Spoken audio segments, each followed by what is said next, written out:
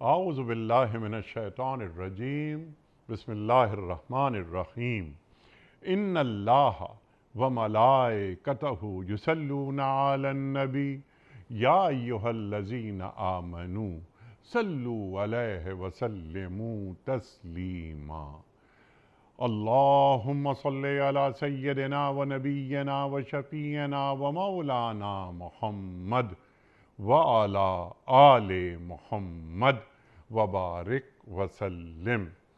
محترم خواتین و حضرات، السلام علیکم۔ پیام صبح کے ساتھ ایک بار پھر حاضر میں ہوں آپ کا میزبان انیق احمد۔ آج ہم اپنے ملک کے ایک ممتاز عالم دین سے بات کروائیں گے سورہ طٰہٰ کی آیات 24 سے 34 تک۔ خواتین و حضرات، یہ پیر، منگل، بدھ اور جمعرات یہ 4 دن قرآن کریم کی مختلف آیات پر ہم بات کرواتے ہیں اپنے ملک کے ممتاز علماء سے، اور جمعہ اور ہفتہ 2 دن سوال و جواب کے لیے ہوتے ہیں، آپ اور ہم جانتے ہیں۔ خواتین و حضرات، اذهب الی فرعون انہ طغی، یہاں سے بات شروع ہو رہی۔ موسیٰ علیہ السلام سے اللہ تعالیٰ یہ فرما رہا ہے کہ موسیٰ، آپ فرعون کے پاس جائیے۔ طغیانی بغاوت کر رہا ہے، وہ سرکشی اختیار کر لی ہے اس نے۔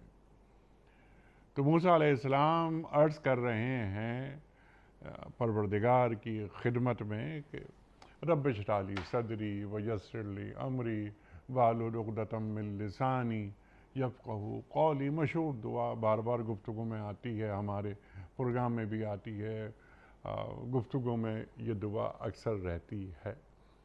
اے پروردگار، میرا سینہ کھول دے۔ اب یہ شرح صدر سے کیا مراد ہے؟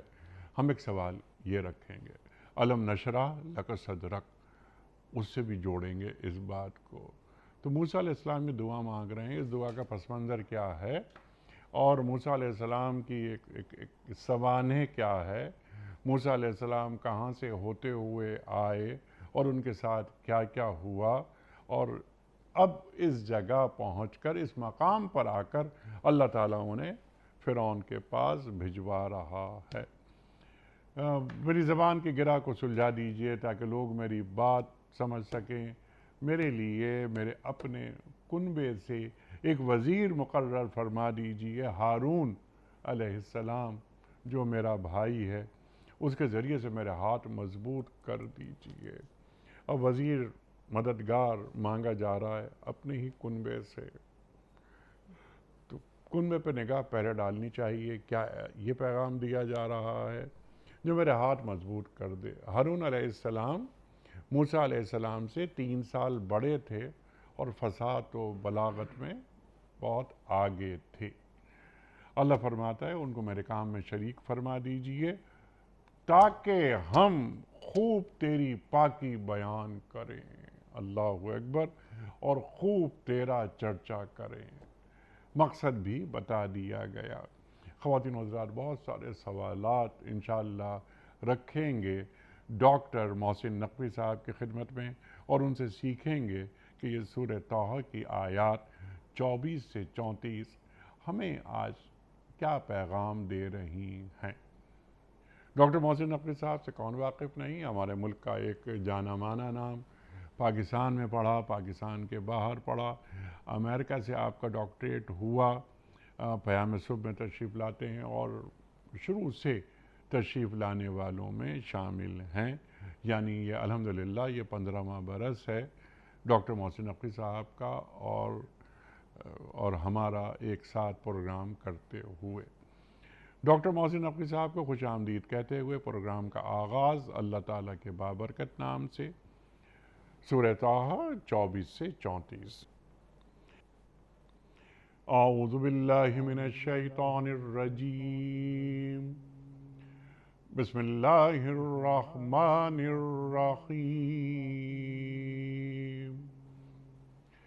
اذهب إلى فرعون إنه طغى قال رب اشرح لي صدري ويسر لي أمري واحلل عقدة من لساني يفقه قولي واجعل لي وزيرا من أهلي هارون أخي اشدد به أزري وأشركه في أمري كي نسبحك كثيرا ونذكرك كثيرا كي نسبحك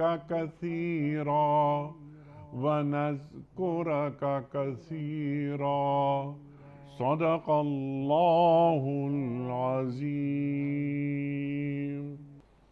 اب تم فرعون کے پاس جاؤ، وہ سرکش ہو گیا ہے۔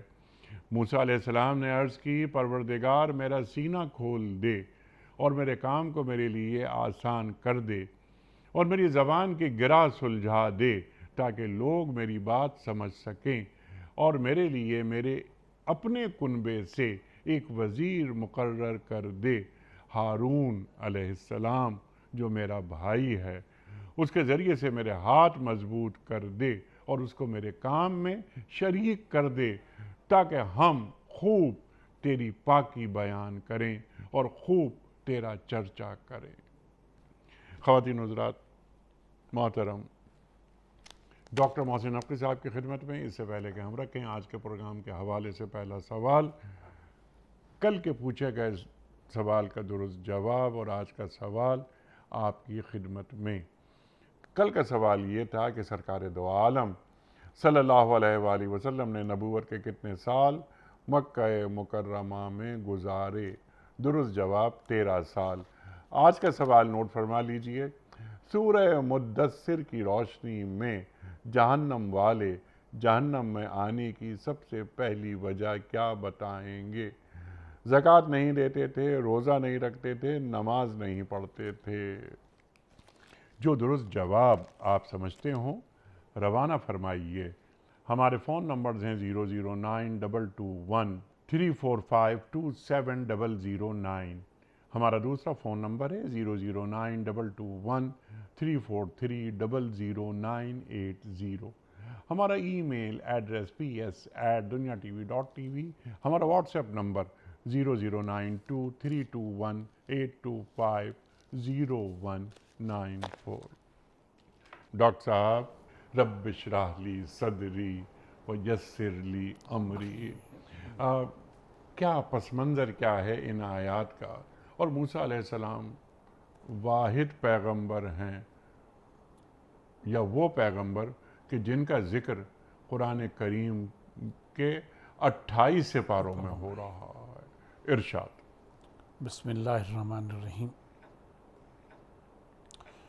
قرآن مجید میں سب سے زیادہ ذکر جو ہے وہ حضرت موسیٰ علیہ السلام اور بنی اسرائیل کا مذمت میں بھی ہے، اور بنی اسرائیل کا ذکر اور بعض نعمتیں جو اللہ نے ان پر دیں اور انہوں نے ناشکری کی، اس ضمن میں بھی ان کا ذکر ہے۔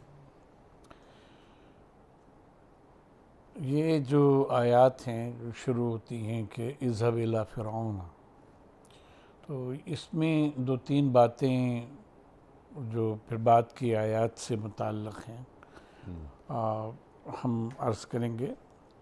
ایک تو یہ کہ فرعون کسی شخص کا نام نہیں ہے، اور یہ جو بعد میں ہمارے وہاں محاوروں میں آ گیا، عربی میں بھی اور اردو میں بھی، کہ وہ تو وقت کا فرعون ہے۔ فرعون کا مطلب یہ ہے کہ ایک، یعنی ہمارے محاورے میں ایک سخت گیر اور سرکش بادشاہ کے معنی میں یہ لفظ آیا۔ جی۔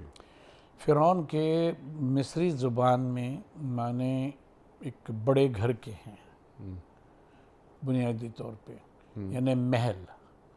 تو جیسے ہم لوگ کہتے ہیں، فرض کی آج کے دور میں ہم کہیں کہ اسلام آباد نے یہ کہا ہے تو مراد حکومت ہوتی ہے، یا وائٹ ہاؤس نے یہ پیغام جاری کیا ہے، تو اس طرح سے فرعون کے اصل معنی یہ ہیں۔ اور جو بھی بادشاہ ہوا کرتے تھے ان کو یہ خاص طور پہ جو 16ویں ڈائناسٹی ہے جس میں حضرت موسیٰ علیہ السلام آتے ہیں، تو ان کو خاص طور پہ فرعون کہا جاتا تھا، لقب تھا ان کا۔ تو ایک تو یہ بات ہے، دوسرے یہ ہے کہ یعنی یہ طے کرنا کہ وہ خاص کوئی نام کہ اس فرعون کا یہ نام تھا۔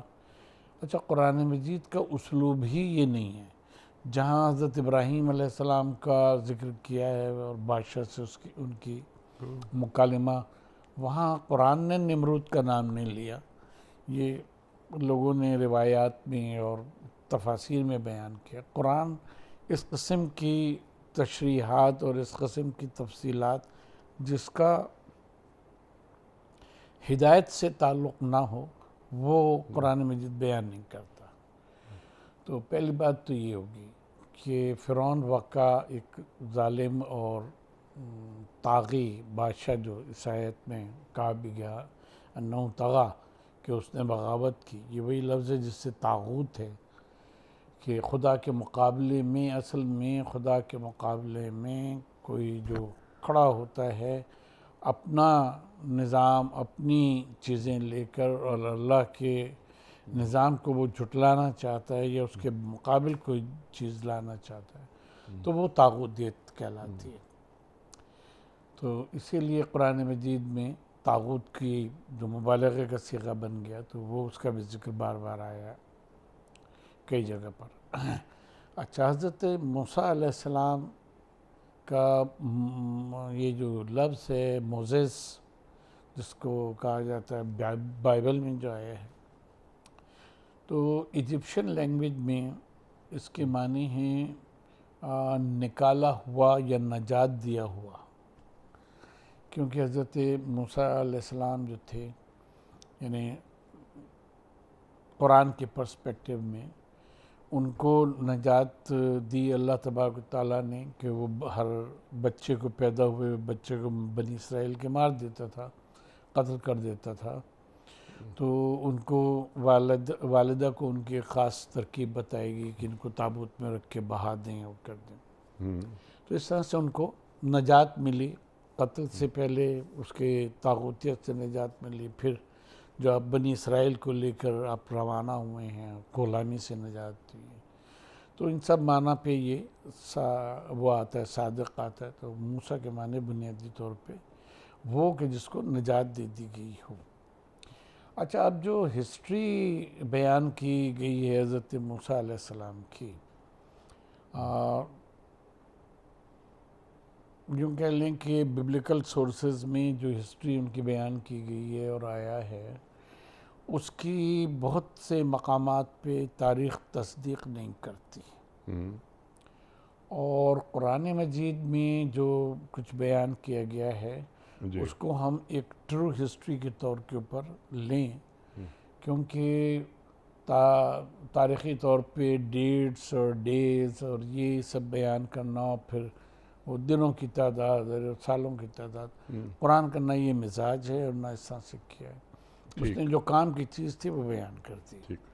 اچھا، حضرت موسیٰ علیہ السلام کی کیونکہ ہسٹری ڈیبیٹڈ رہی ہے، سوال یہ بھی اٹھا کہ کیا ایک زمانے میں زیر بحث رہا کہ کیا حضرت موسیٰ علیہ السلام کوئی تاریخی شخصیت ہیں بھی یا نہیں ہیں، لیکن بہرحال آثار قدیمہ وغیرہ سب جمع کر کے یہ بات تو ثابت ہوگی کہ حضرت موسیٰ علیہ السلام کا تاریخ میں وجود تھا، ان کا انکاؤنٹر بھی ہوا ہے وقت کے بادشاہ کے ساتھ، فرعون کے ساتھ، اور اسی صورت سے دریائے نیل کا شق ہونا، یہ ساری چیزیں۔ اچھا ڈاکٹر صاحب، اگر تاریخ تصدیق نہ بھی کرے، جو قرآن کریم تصدیق کر رہا ہے، تو یہ کافی نہیں ہے؟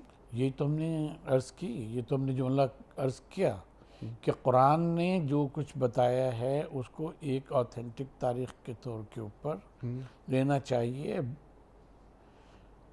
اس شمولیت کے ساتھ کہ قرآن اتنا ہی جز بیان کرتا ہے جتنا ہدایت کے لیے ضروری ہوتا ہے، لہذا وہ تفاصیل جس کا تعلق نہیں کوئی، ان کو نہ قرآن ان کو طے کرنے کے اوپر زور دیتا ہے، نہ اس کو بیان کرتا ہے۔ لہٰذا ہم اپنے کو قرآن تک کا ہے کو نہ محدود رکھیں، جس نے بیان کیا بس ٹھیک ہے وہ۔ تو یہ ہے کہ ایک جگہ پہ اس مقام پہ تو آیا کہ اذهب الی فرعون، یعنی صرف حضرت موسیٰ علیہ السلام کو حکم دیا گیا کہ آپ جائیے فرعون کی طرف، اور ایک جگہ کے اوپر حضرت موسیٰ اور فرعون، حضرت موسیٰ اور ہارون دونوں کو کہا گیا کہ اذهبا الی فرعون، تم دونوں فرعون کی طرف جاؤ۔ اس آیہ مبارکہ میں جو خاص ایک وہ ہے لفظ طغا اللہ تبارک تعالیٰ نے استعمال کیا ہے، زلہ کا لفظ نہیں استعمال کیا جو گمراہی کے معنی میں آتا ہے۔ طاغوتیت کے معنی ضد الہ ہونا ہے، اس لیے ان تمام بتوں کو، ان تمام چیزوں کو جو اللہ کو چھوڑ کے جن کی پرستش کی جاتی ہے ان کو بھی طاغوت کہا گیا۔ یعنی یہ جملہ ہمیں یہ بتاتا ہے کہ فرعون نے اپنے دور میں، یہ جو بھی فرعون تھا، اس نے اپنے دور میں جو احکام نافذ کیے ہوئے تھے، جو قانون بنایا ہوا تھا، وہ اللہ تبارک تعالیٰ کے قانون سے متضاد تھا، لہٰذا ان کی طرف بھیجا۔ اچھا، اب اس کے بعد کی جو آیات ہیں جس میں حضرت ہارون علیہ السلام کے اس کا ذکر ہے، یہ چیزیں اس میں بھی آئی ہیں، بائبل میں بھی آئی ہیں، جیسے کتاب خروج کا میں باب 4 یاد آ رہا ہے، آیت نمبر 14-15 ہے غالباً۔ تو اس میں یہ بات آئے، یہ ہے کہ حضرت موسیٰ علیہ السلام کہتے ہیں کہ بھئی میں اتنا فصیح نہیں ہوں، تو اللہ تبارک تعالیٰ کہتا ہے کہ کیا ہم نے تمہارے ساتھ ہارون کو نہیں کر دیا؟ ہارون تمہارے ساتھ ہوگا اور وہ خوب بولنا جانتا ہے۔ ہمارے علماء نے جو یہ بات کہی کہ ہوا افصح منی کی تفسیر کرتے ہوئے اور ان آیات کی تفسیر کرتے ہوئے، عقدۃ من لسانی، کہ انہوں نے کوئلہ منہ میں رکھ لیا تھا یا وہ تھا، ایک تو یہ روایات ثابت نہیں ہیں، دوسرے یہ کہ اس کی ایک کہنا چاہیے کہ تاریخی اور علمی توجیہ ہے، اور تاریخی اور علمی توجہ اس کی یہ ہے کہ اور جو سمجھ میں آتا ہے کہ شاید ایسا ہے کہ حضرت موسیٰ علیہ السلام فرعون کے دربار میں پلے، اور فرعون کی زبان جو تھی وہ ایجپشن تھی، وہ ہیبریو نہیں تھی، ٹھیک ہے۔ اور اس کے بعد جوانی کے یہ عالم میں جب آپ نے ایک کو مکہ مارا جس کا ذکر قرآن مجید میں آیا ہے، اور اس کے بعد پھر آپ وہاں سے تشریف لے گئے، وہ قتل ہو گیا، قتل غیر عمد ہو گیا، تو آپ وہاں سے نکل کے گئے اور مدین پھر پہنچے ہوا، تو وہاں جو تقریباً کوئی پھر 40 سال کا وہ عرصہ کہ جس میں بنی اسرائیل کو لے کر آپ چلتے رہے، تو اس عرصے میں جو مصری زبان تھی وہ اس میں پختگی حضرت موسیٰ کی وہ نہ رہی، اچھا، جبکہ حضرت ہارون علیہ السلام جو تھے وہ وہیں تھے، اور حضرت موسیٰ علیہ السلام پہ جو تورات نازل ہوئی ہے وہ عبرانی میں نازل ہوئی ہے، ایجپشن میں نہیں نازل ہوئی، تو حضرت ہارون علیہ السلام ایجپشن لینگویج بھی ظاہر رہتے وہیں تھے، اور ہیبریو لینگویج جو ہے وہ بھی پوری طرح جانتے تھے۔ اب اصل جو مسئلہ تھا کہ اذهب الی فرعون انہ طغی، کہ وہاں جائیں تو وہاں گفتگو کس زبان میں کریں، کیونکہ اس کی زبان ہیبریو نہیں تھی، وہی جو تھی وہی الہی وہ ہیبریو میں تھی، عبرانی میں، اور اس کو کنوے جو کرنا تھا، اس کو تک پیغام اس کے درباریوں تک پہنچانا تھا، وہ مصری زبان میں ایجپشن پہنچانا تھا جو کنی فارم میں لکھی جاتی تھی، لہٰذا ضرورت پڑی کہ ایک ایسا ساتھ ہو۔ حضرت موسیٰ خود بھی جانتے تھے لیکن اس میں اتنے وہ نہیں رہے تھے، 40-50 سال دور رہ کر، تو حضرت ہارون علیہ السلام کو ساتھ لیا، اللہ سے درخواست کی تو وشرکہ فی امری، کہ میرا شریک کار اس کو بنا دے، اور پھر اس طرح سے حضرت ہارون ساتھ گئے اور دونوں نے مل کے اس کو تبلیغ کی کہ جو ہیبریو پیغام تھا وہ ایجپشن میں پہنچانے کا فرعون نے فرعون اور اس کے درباریوں کو معاملہ تھا. تو یہ عقدہ لسانی ہے اچھا کہ جس کی طرف اشارہ وہ کیا گیا، قرآن نے بیان کیا. اور وہ عقدہ لسانی جو ہے وہ حضرت ہارون علیہ السلام کی شرکت کی وجہ سے وہ ہوا کہ وہ ان کے انٹرپریٹر گویا کہ تھے. ٹھیک، سبحان اللہ. اب یہ فصاحت جو ہارون علیہ السلام کو حاصل تھی، اس میں موسیٰ علیہ السلام کو یہ خدشہ تھا کہ کہیں ایسا نہ ہو کہ میں اپنی بات مکمل طور پر نہ کہہ پاؤں، جو کہ اللہ تعالیٰ کا حکم ہے. اللہ اکبر. اچھا، اب رب اشرح لی صدری، یہاں سے ہم شروع کرتے ہیں بات کو. یہ شرح صدر، یعنی پہلی بات جو اللہ تعالیٰ کے حضور رکھ رہے ہیں موسیٰ علیہ السلام کی دعا کی شکل میں، تو اس کا کیا پس منظر ہے؟ یعنی کیا فرعون جیسا کہ ایک ظالم جابر حکمران اس کے دربار میں جانا کہ میرے دل سے خوف نکال دے میرا دل، یعنی شرح صدر کی جو بات ہو رہی ہے یہاں، تو شرح صدر کو ذرا یہ کھول دیجئے کہ کیا اپنے میں ہمت مانگ رہے ہیں، یا اللہ کی طرف سے سینے میں اللہ تعالیٰ کی طرف سے ایک علمی قوت ایسی پیدا ہو جائے قول لین کی شکل میں کہ میں بہت ہی نرمی سے بات کر دوں اور وہ بات فرعون کے دل میں جگہ بھی بنا لے. ارشاد. اس میں اس بات پہ ہم آتے ہیں، اس سے پہلے ایک جملہ ہم عرض کریں گے کہ یہ جو امر کا صیغہ ہے اذهب الی فرعون، یہ ہمیں یہ بات بتاتا ہے کہ اللہ تعالیٰ کا بنیادی طور پہ حکم یہ ہے کہ حکمران چاہے کتنے ہی ظالم ہوں، جابر ہوں، فرعون جیسا ہو، اس تک پیغام الہی کو اور صحیح تعلیمات کو پہنچانا جو ہے وہ نبی کا اور نبی کے بعد ان کی امت کے ان علماء کا کہ جو وراثت الانبیاء ہیں ان کا کام ہے کہ وہ ان تک بلا خوف و خطر اور بلا لومۃ اللائم جو ہے وہ ان تک پہنچائیں اور یہ دعائیں مانگ لیں. یہ دعائیں مانگ لیں، اللہ تبارک و تعالیٰ خود اس میں اثر پیدا کرے گا. سبحان اللہ. خود اثر پیدا کرے گا. اب یہ بات آئی اللہ کے حکم کے اوپر، اب چل دی. اب آگے ایک طرف اللہ کا حکم ہے، طاغوتیت ہے اس کی، اور پیغام الہی ہے جس کو پہنچانا ہے. تو اب حضرت سے یہ دعا مانگ رہے ہیں رب اشرح لی صدری. اور یہاں بھی آپ دیکھیں کہ عجیب بات یہ ہے کہ اللہ تبارک و تعالیٰ سے انبیاء نے جو دعائیں مانگی ہیں قرآن مجید میں، سب میں رب کہہ کے دعا مانگی. سبحان اللہ. یعنی اللہ تبارک و تعالیٰ کا براہ راست نام نہیں لیا ہے، بلکہ اس کی صفت ربوبیت کو ہر جگہ وہ کیا ہے. جیسے یہ رب اشرح لی صدری ویسے لی امری. حضرت ایوب علیہ السلام کی دعا دیکھ لیں کہ رب انی مسنی الضر وانت ارحم الراحمین، رب لا تذرنی فردا وانت خیر الوارثین.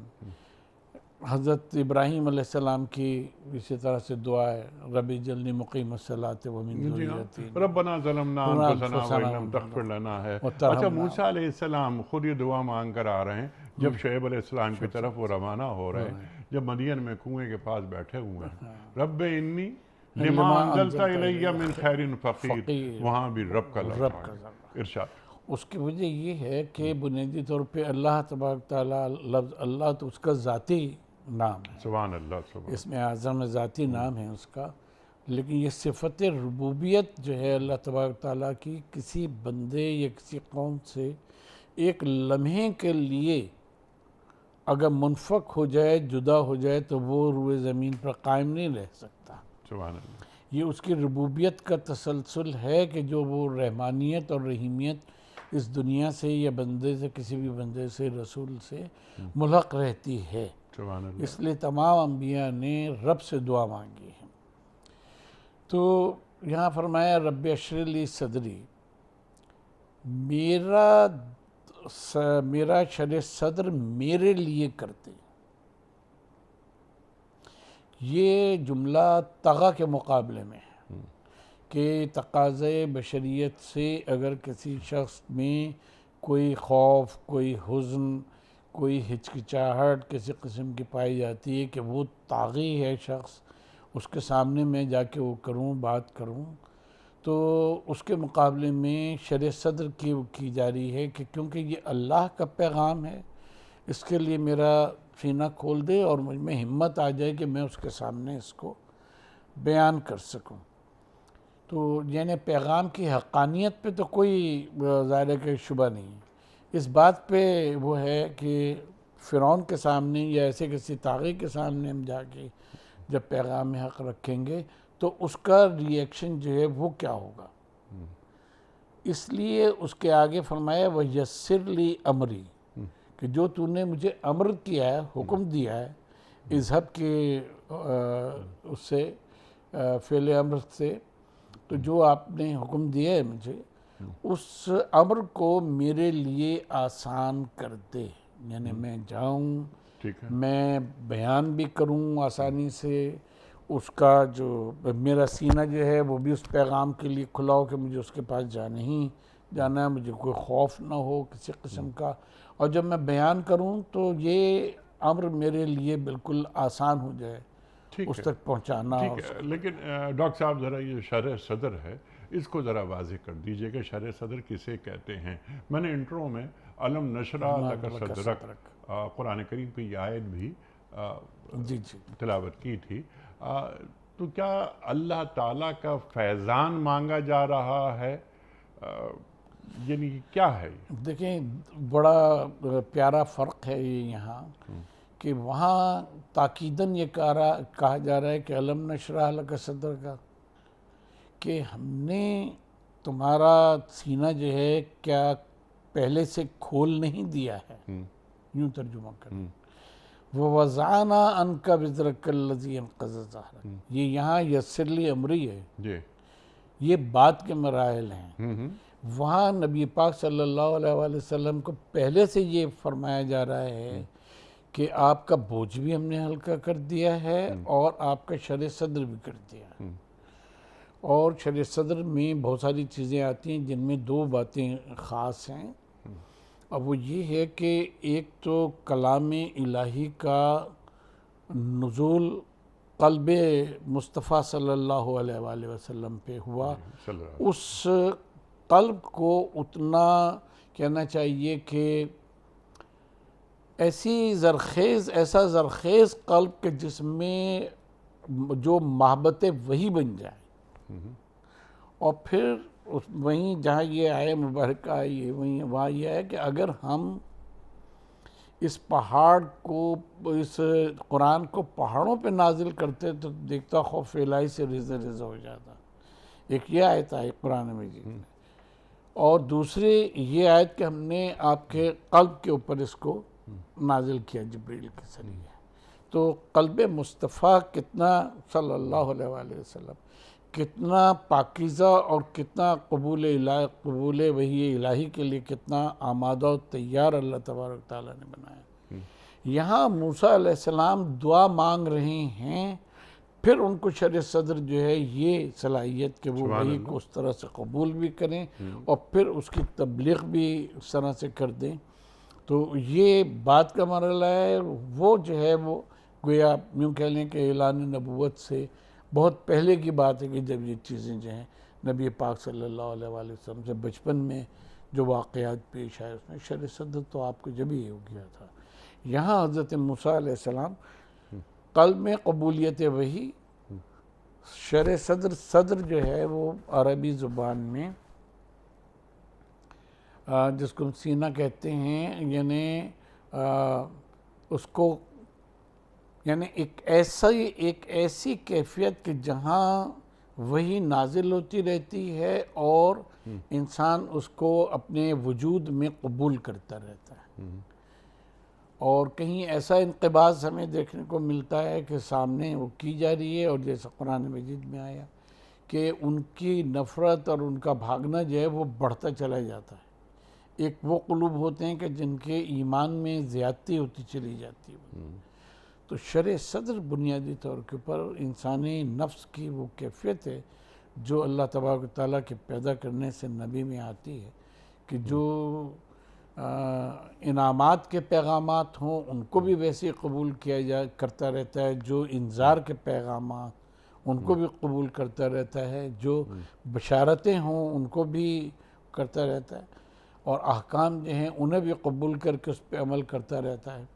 تو حضرت موسیٰ علیہ السلام جو ہیں وہ اس بات کی دعا مانگ رہے ہیں کہ مجھے پروردگار میرے دل کو اور میرے سینے کو اس کے لیے کشادہ کر دے، تاکہ میرا امر جو ہے وہ میرے لیے وہ یسر لی امری، امر میرے لیے آسان ہو جائے۔ سبحان اللہ۔ کیونکہ ابھی پوری زندگی پڑی ہوئی ہے، یعنی یہ صرف فرعون کے دربار میں جانے کی بات نہیں ہے، بلکہ حضرت موسیٰ علیہ السلام کی پوری زندگی جس کشمکش میں اور جس اس میں مقاومت میں گزری ہے طاغوتی طاقتوں سے، اس کے لیے وہ یسر لی امری واحلل عقدۃ من لسانی، اور میرا عقدہ لسان جو ہے وہ کھول دے، کیونکہ تبلیغ میں ابلاغ دین میں سب سے اہم چیز جو ہے یہی ہوا کرتی ہے۔ تو شرح صدر کے بعد علمہ البیان، اب اس کی منزل آنی ضروری ہے یا خود بخود آ جاتی ہے؟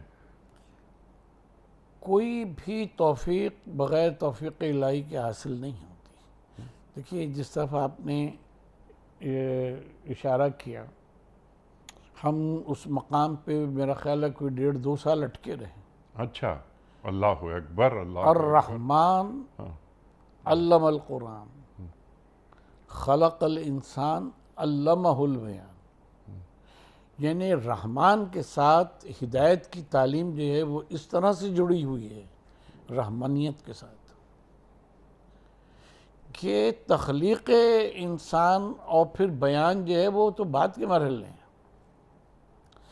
یعنی جب تخلیق انسان ہوتی ہے تو پوٹینشلی وہ نطق کی صلاحیت، سمجھ کی صلاحیت لے کر پیدا ہوتا ہے، ٹھیک ہے، چہ جائے کہ شرح صدر، یہ جائے کہ اس کے بعد شرح صدر بھی حاصل ہو۔ تو یہ جو چیز اچھا، ہے، اگر ڈاکٹر صاحب آپ سے بات کر کے بہت مزہ آتا ہے ہمیشہ، یہ فرمائیے کہ اگر ہم یہ شرح صدر کو حجابات کا اٹھ جانا کہیں تو کیسا ہے؟ انسان کے لیے صحیح ہے، موسیٰ کے لیے ہم نہیں۔ ہاں، ان کا تو منصب نبوت ہے نا، تو یہ اس دعا کے ذیل میں رب اشرح لی صدری، تو یعنی اللہ کا فیضان حاصل ہو گیا، سینہ کھل گیا، شرح صدر ہو گیا۔ اور ایک سوال رکھا بس ہم نے آپ ہاں کے جی دیکھیں، انسان ہم سب جو ہے مطالعہ شروع کرنے سے پہلے بھی یہ پڑھتے ہیں، اور جب کہیں گفتگو ہوتی ہے تو بھی یہ دعا مانگتے ہیں اللہ تبارک تعالیٰ سے، اس دعا کی، کیونکہ اللہ نے منگوائی ہے تو یہ بڑی برکتیں ہیں اس کی۔ حجابات کا اٹھنا جہاں تک تعلق ہے شرح صدر کا، جی، سب سے بڑا حجاب انسان کا اپنی آپ کا یعنی اپنی انا کا حجاب ہوتا ہے۔ نبی وہ ذات ہوتی ہے کہ جس میں انا اور انانیت موجود نہیں ہوتی، اس لیے کہ یہ حجاب اگر اس کی ذات پہ پڑا رہے تو وہ کبھی بھی محبت وحی نہیں ہو سکتا، کیونکہ وہیں سے یہ بات پیدا ہوتی ہے کہ میں یہ کہتا ہوں اور فلاں یہ کہتا ہے۔ جی، جو اللہ تبارک و تعالیٰ کی ہدایت کی قبولیت ہے وہ انا کی فنا کے بغیر ممکن ہی نہیں ہے۔ سجدے جو لوگوں کے بے اثر رہ جاتے ہیں تو وہ رسم کی وجہ سے رہ جاتے ہیں، اگر انا کی خودکشی اس میں نہ ہو، انا کشی نہ ہو، تو پھر وہ سجدہ بے معنی ہوتا ہے۔ جو علامہ اقبال نے فرمایا ہے نا کہ اون کے لرزد سجود او زمین، کہ وہ ذات کہ جس کے سجدوں سے زمین لرز جاتی ہے، تو وہ ایک سجدہ جسے تو گراں سمجھتا ہے 1000 سجدوں سے دیتا ہے آدمی کو نجات۔ تو وہ جو انا کشی ہے کہ اپنے آپ کو وہ کر دینا، یہ سب سے بڑا پہلا مرحلہ ہوتا ہے، سب سے بڑا حجاب ہوتا ہے کہ جو انسان اپنے پہ سے اتار کے وحی الہی کو دنیا میں ہدایت کو قبول کرنے کے لیے اپنے کو آمادہ بناتا ہے۔ دوسرا جو حجاب انسان کے اوپر ہوتا ہے وہ یہ ہوتا ہے کہ وہ خدا کے ساتھ وحدہ لا شریک کے ساتھ کچھ قوتوں کو چاہے موہوم طور پر ہی صحیح جی وہ ماننا شروع کر دیتا ہے، مانتا ہے۔ جتنا اس کی نفی کرتا چلا جائے گا اتنا وہ توحید خالص کی طرف جائے گا، اور وہ پردہ جو اللہ اور اس کے بندے کے درمیان ہوتا ہے وہ بندہ وہ پردہ جو ہے اس کے درمیان سے اٹھتا چلے جائے گا، سبحان اللہ، اٹھتا چلے جائے گا۔ موہوم کی لفظ ہم نے اس لیے استعمال کی کہ جیسے بہت سے لوگ جو ہیں وہ ہم یوں کہہ دیں گے کہ شرک بھی کر رہے ہوتے ہیں عبادت سمجھ کے، ان کو شرک کی حقیقت کا پتہ نہیں ہوتا، جس کو نبی پاک صلی اللہ علیہ وسلم نے حدیث میں فرمایا کہ شرک اس طرح سے چلا آتا ہے جیسے اندھیری کالی رات میں کالے کپڑے پہ کالے رنگ کی چوٹی جو چلتی ہے جس کے اس کا احساس نہیں ہوتا۔ ہم اپنی زندگی میں بہت سے کام ایسے کر رہے ہوتے ہیں کہ جو ہم اگر دیکھیں تو ہم اللہ کے بجائے کسی دوسرے پر توکل بھروسہ کر رہے ہوتے ہیں۔ وہ ہے جب خالصتاً وہ نبی پاک صلی اللہ علیہ وسلم کا واقعہ جو ہے کہ وہ آگے تلوار لے کے کھینچ کے کہ اب تمہیں میرے ہاتھ سے کون بچا سکتا ہے، تو نبی پاک صلی اللہ علیہ وسلم نے 99 نام نہیں پڑھے، صرف اللہ کہا، کیونکہ وہ اللہ سے جو اتصال ہے پروردگار سے، اس کے ہاتھ سے تلوار چھوٹ گئی اور وہ مسلمان ہو گیا۔ ٹھیک، تو حجاب جو ہے وہ اللہ جل جلالہ جو ہے اس کی ایک تو نعمت ہے کہ اس حجاب کا برطرف ہو جانا ہونا، لیکن جتنا اس سے قریب ہوتے چلے جائیں گے اتنا دھند مٹتی چلی جاتی ہے اور حجابات سبحان اللہ، سبحان اللہ، سبحان اللہ۔ اللہ کے رسول صلی اللہ علیہ وسلم کی ایک دعا ظاہر امت کو سکھائی جا رہی ہے، آپ دعا مانگ رہے ہیں کہ اللہم ارینی حقائق الاشیاء کما ہی کما ہی، اللہ اکبر۔ اب اے اللہ مجھے چیزوں کی حقیقت بتا دے، کما ہے جیسا کہ وہ ہیں۔ اچھا ڈاکٹر صاحب، کیونکہ اگر ہم ان موضوعات میں رہے تو پھر یہ آیات مکمل نہیں ہو پائیں گی۔ وہ یفقہوا قولی ہو گئی بات۔ اچھا یعنی میرے لیے یعنی یہ جو کام ہم کرنے جا رہے ہیں میں اور میرا بھائی، ہم چاہتے ہیں کہ لوگ ہماری بات سمجھ بھی سکیں، تو شرح صدر ہو رہا ہے، اللہ اکبر۔ یہ کام، یہ ایک پروجیکٹ جس کو اللہ آسان بھی بنا رہا ہے، لیکن مقصد کیا ہے؟ مقصد یہ کہ جو بات ہم کہہ رہے ہیں یہ سمجھ بھی سکیں لوگ، یعنی فرعون بھی اور اس کے ساتھ جو اس کی ٹیم بیٹھی ہوئی ہے گفتگو کے لیے۔ ارشاد۔ یہاں ایک بات ہم عرض کریں، جی دیکھیں قرآن مجید میں ملا کا لفظ آیا ہے۔ ملا وہ لوگ ہیں کہ جو سردار ہیں اور قریب ترین ان کے مشورے سے سارے کام ہو رہے ہیں، وہ ان کو ملا کہا گیا۔ یفقہو کہ وہ فقہ حاصل کریں میرے قول کی، فہم سے بڑھ کے ایک درجہ ہے فقہ کا، اسی لیے تفقہ فی الدین کہا جاتا ہے۔ سبحان اللہ۔ ہمارے وہاں انفارچونیٹلی ہمارے وہاں فقیہ اس کو کہتے ہیں کہ جو مسائل جس کو یاد ہوں وہ بتا سکے وقت پہ پوچھنے کے اوپر۔ حالانکہ قرآن مجید میں سورہ توبہ میں جو آیت ہے، آیہ مبارکہ کہ لوگ جائیں طائفۃ منہم اور وہ تفقہ حاصل کریں اور پھر وہ واپس آئیں تو قوم کو تبلیغ کریں، اس میں بنیادی طور پہ الفاظ سے بڑھ کر دین کا معاشرے میں فہم پیدا کرنا ہے۔ سبحان اللہ۔ افسوس اس بات کا ہے کہ ہمارے فقہا نے فقہ کے معنی، تفقہ کے معنی، مسائل شریعہ کو یاد کر لینا اور پوچھنے کے اوپر اس کو بتا دینا، اس کو تفقہ سمجھا۔ اس سے بڑھ کر جو چیز جو اس میں بھی یفقہوا قولی کہ ہم اس طرح سے اس کو بیان کریں کہ وہ بات ان کے دل میں اتر جائے، وہ اس کو سمجھتے چلے جائیں کہ یہی حق ہے۔ ان کے دل میں اتر جائے اور اس عہد سے جڑ جائے. تو آج کا جو فقیہ ہے اس کا بھی یہی کام ہے کہ صرف وہ مسائل کا حل نہ پیش کر دے بلکہ وہ عہد سے جوڑ کے بھی دکھا دے کہ یہ دین پرانا نہیں ہوتا، قرآن پرانا نہیں ہوتا، عہد سے جڑ جاتا ہے.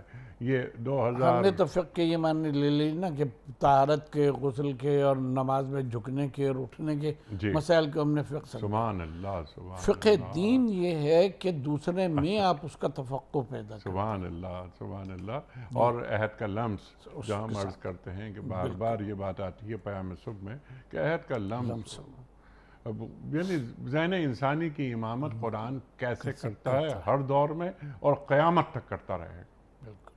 اس لیے یہاں سے ہمیں ایک اور بات پتہ چلی کہ عوام سے مغلق انداز میں اصطلاحات کا کہ دفتر کھول کے گفتگو کرنا یہ دین کے مزاج کے خلاف ہے. عوام سے بات کریں تو ایسی کہ عوام سمجھیں اور ان کے دل میں اتر جائے. جی اقبال، بلکہ ابھی آپ نے ایک شعر پڑھا تھا، وہ اس میں فارسی میں پڑھا تو وہ اس کا جو اقبال نے اردو میں یہی بات جو کہی ہے، وہ سجدہ زمین جس سے کانپ جاتی تھی اسی کو آج ترستے ہیں ممبر و محراب. اور ابھی آپ کیا بات فرما رہے تھے کہ توقع، ہاں، کہ قلندر بجز دو حرف لا الہ کچھ بھی نہیں رکھتا، فقیہ ہے شہر قاروں ہے لغت ہائے حجازی کا. بالکل ایسے. اللہ اکبر. ہم آپ سے عرض کریں، یہ جملہ علماء سے معذرت کے ساتھ ہم عرض کر رہے ہیں کہ بالکل ابتدائی تفاسیر سے لے کر بالکل مجاہد اور مجاہد بن جبر اور ضحاک اور وہاں سے لے کر ہم اب تک کی بات کرتے ہیں، بیشتر اس میں قرآن کو نہیں بیان کیا گیا ہے تفاسیر میں. افسوس ہوتا ہے. بلکہ صرف، نحو، بلاغت، خطابت، ساری چیزیں جو ہیں وہ اس میں داخل کر دی ہیں. خود پیغام قرآن نے جو ہے وہ وہاں سے کہ جب نبی پاک صلی اللہ علیہ وسلم یہ آیتیں ان پاک تینت اصحاب اور اہل بیت پہ پڑھتے تھے جو کسی مدرسے کے فارغ التحصیل نہیں تھے، نہ ان کو نحو آتی تھی، نہ بلاغت آتی تھی، نہ فصاحت کے قواعد سے وہ اس طرح سے واقف تھے، اپنی زبان بولتے تھے، بلکہ جو غیر زبان کے تھے، سلمان فارسی، صہیب رومی، حضرت بلال حبشی، اروانا لہم الفدا، ان کے سامنے جب وہ کرتے تھے تو کیا وہ رازی کو اور کشاف کو اور ان سب کو پڑھ کے وہ سمجھتے تھے؟ جو وہ قرآن سمجھتے تھے. اللہ اکبر. قرآن سمجھتے تیرے ضمیر پہ جب تک نہ ہو نزول کتاب، گرا کشا ہے نہ رازی نہ صاحب کشاف. ہم تو یہ افسوس کرتے ہیں کہ ان حضرات نے قرآن کا جو مزاج تھا وہ چھین کر وہ سارے علوم بھر دیے کہ جو قرآن سے باہر کے سارے علوم ہیں. تو قرآن پڑھیں، قرآن سمجھیں، قرآن سمجھائیں. قرآن کا اپنا ایک مزاج ہے جو مزاج نبوت سے میل کھاتا ہے. حضور صلی اللہ علیہ وسلم، آپ شاید ہمارے ناظرین کے لیے ایک نئی بات ہو، نبی پاک صلی اللہ علیہ وآلہ وسلم نے قرآن کے کسی لفظ کے کوئی لغوی معنی آپ نے کبھی نہیں بیان کی کہ آپ نے فرمایا کہ صراط کے یہ معنی ہیں، خدا کے یہ معنی ہیں، فلاں لفظ کے یہ معنی. کبھی نبی پاک صلی اللہ علیہ وسلم نے فرمایا، کہیں منقول نہیں. جی ہاں. تو قرآن کو ویسے پہنچائیں جیسے نبی پہنچاتے. اللہ نے آیات نازل فرمائے کہ ان الصلاۃ کانت علی المؤمنین کتابا موقوتا، کہ دیکھو وقت مقرر پہ نماز پڑھنی ہے. اور نماز کیا ہے؟ بس نماز کا مقام کیا ہے؟ مومن میں اور کافر میں جو امتیاز ہے وہ نماز ہے. اب یہ لغوی بحثیں اور یعنی معرب اور مفرز گفتگو شروع کر دی جائے، قرآن کے مزاج سے دور لے جاتے. ڈاکٹر صاحب، اچھا میرے کنبے سے میں ایک وزیر مقرر کر دیجئے، مددگار یعنی وزیر ہارون علیہ السلام، ہے نا، میرا بھائی ہے، اور اس کے ذریعے سے میرے ہاتھ مضبوط کر دیجئے، اس کو میرے کام میں شریک کر دیجئے. مقصد میں ایسے ہی نہیں مانگ رہا ان چیز کہ میرا بھائی میرے ساتھ چلا جائے، تاکہ ہم خوب تیری پاکی بیان کریں، اللہ اکبر، خوب تیرا اور ذکر کریں خوب تیرا چرچا کریں، اللہ. کہ یہاں پہ ایک لفظ کی وضاحت کریں گے تو بات ہمارا خیال ہے بہت واضح ہو جائے گی کہ اہلی جو کہا ہاں تو آپ اس سے حضرت نوح نے اپنے بیٹے کو جو کہا جی جی اہل، اس سے اگر آپ دیکھیں قارئین سمجھیں اس کو کہ وہاں حضرت نوح علیہ السلام ڈوب رہی یہ قوم ہو رہا ہے، بیٹا بھی ان کا ڈوب رہا ہے. اللہ تعالیٰ کیا فرماتا ہے؟ لیس من اہلک، تیرا بیٹا تو ہے لیکن تیرا اہل نہیں ہے. اس کا مطلب یہ ہے کہ نبی کا اہل وہ ہوتا ہے کہ جو نبی کے پیغام پہ لبیک کرنے والا، ایمان لانے والا، اس کو گویا عمل کرنے والا. جی اس کے تو راستے. یہاں بھی جو فرما رہے ہیں کہ اہلی، تو حضرت ہارون علیہ السلام کو وہ یہ فرما رہے ہیں کہ یہ اصلاً اس کام کا، اس نبوت کا جو کار رسالت ہے، اس میں واقعی میرا شریک اور اس کام میں شریک ہونے کا اہل ہے، یعنی ایمان لانے والا اور اس کے اوپر عمل کرنے والا ہے. صرف یہ نہیں ہے کہ میرا بھائی ہے اہلی، ورنہ اہلی نہ کہتے، صرف اخی کہہ دیتے، جی ہاں صرف اخی کہہ دیتے. تو اہلی جو کہا تو وہ اہلیت ایمان و عمل ہے کہ سبحان جس اللہ. کے لحاظ سے فرمایا ہے. ٹھیک ہے. اور کہ وہاں ہاں مقصد یہ کہ میں یعنی پہلے تو یہ کہ شریک کار رسالت ہوگا تو جس کے پیچھے دعا مانگی ہے احلل عقدۃ من لسانی یفقہوا قولی، سبحان اللہ. وہ سارا پورا ہو جائے گا. اور پھر یہ کہ اچھا یہاں بھی ہم یہ بات کہیں گے کہ یہاں تثنیہ کا صیغہ نہیں آیا ہے کہ ہم دونوں خوب تسبیح کریں اور ہم دونوں خوب ذکر کریں تیرا، بلکہ جمع کا صیغہ ہے نسبحہ کا. ٹھیک ہے، اس کا مطلب یہ ہے کہ ہم پیغام جب پہنچائیں گے تو وہ اس طرح سے پیغام پہنچائیں گے کہ قوم کے لوگ ایمان لے آئیں گے تو وہ 2 سے 3، 3 سے 4، یعنی وہ جمع میں ہوں گے کہ جو پھر اللہ کی تسبیح اور ذکر جو ہے اس کو شروع کریں گے. سبحان اللہ سبحان اللہ سبحان اللہ. اس لیے مدد مانگی جاتی ہے، یہ آخری حصہ. لیکن شرح صدر کام کو آسان بنا دے اللہ، زبان میں تاثیر پیدا کر دے. اب یہ دیکھیے کہ ایک زبان میں تاثیر پیدا ہونا اور اس تاثیر کو دین کا خادم بنا دینا. بالکل. اللہ خطبات تو ہمارے وہاں ماشاءاللہ بہت ہیں، لیکن یہ کہ بیشتر کو سنتے ہیں تو دامن جھاڑ کے اٹھتے ہیں، دامن میں کچھ لے کے نہیں اٹھتے. اللہ بہت کم ہے. جی ہاں. اللہ تعالیٰ بس. ڈاکٹر صاحب وقت مکمل ہوا، بہت ساری باتیں مزید ہو سکتی تھیں لیکن ایسا وقت گزرا کہ احساس ہی نہیں ہوا. آپ کا بہت شکریہ. ہمیشہ کی طرح آج بھی ہم نے آپ سے بہت سیکھا. خواتین و حضرات، ڈاکٹر محسن نقوی صاحب کے بڑے ہم شکر گزار ہیں کہ وہ تشریف لاتے ہیں اور ہماری علمی کمی کو دور فرما دیتے ہیں. کوئز. کل کا سوال ہمارا یہ تھا کہ سرکار دو عالم صلی اللہ علیہ وآلہ وسلم نے نبوت کے کتنے سال مکہ مکرمہ میں گزارے؟ درست جواب 13 سال. آج کا سوال نوٹ فرما لیجئے. سورہ مدثر کی روشنی میں جہنم والے جہنم میں آنے کی سب سے پہلی وجہ کیا بتائیں گے؟ زکوٰۃ نہیں دیتے تھے، روزہ نہیں رکھتے تھے، نماز نہیں پڑھتے تھے. جو درست جواب آپ سمجھتے ہوں روانہ فرمائیے. ہمارے فون نمبرز ہیں 00922134527 ہمارا دوسرا فون نمبر ہے 009221343000980. ہمارا ای میل ایڈریس ps@duniatv.tv. ہمارا واٹس ایپ نمبر 009232182509194. حضرت ایک پرچی نکال کر اعلان فرما دیجیے. آج کے ونر ہیں زین صدیقی صاحب ہیں، کراچی سے، گلستان جوہر کراچی. زین صدیقی صاحب کراچی سے آپ کی خدمت میں دنیا ٹی وی کی جانب سے دینی کتب پر مشتمل گفٹ ہیمپر آپ کے گھر بذریعہ کوریئر روانہ کیا جا رہا ہے. آپ کو بہت بہت مبارک ہو۔ پیام صبح کا اختتام ہوتا ہے روزانہ ایک قول پر، اور وہ قول ہوتا ہے صاحب نہج البلاغہ امیر المومنین حضرت علی مرتضیٰ کرم اللہ وجہہ کا۔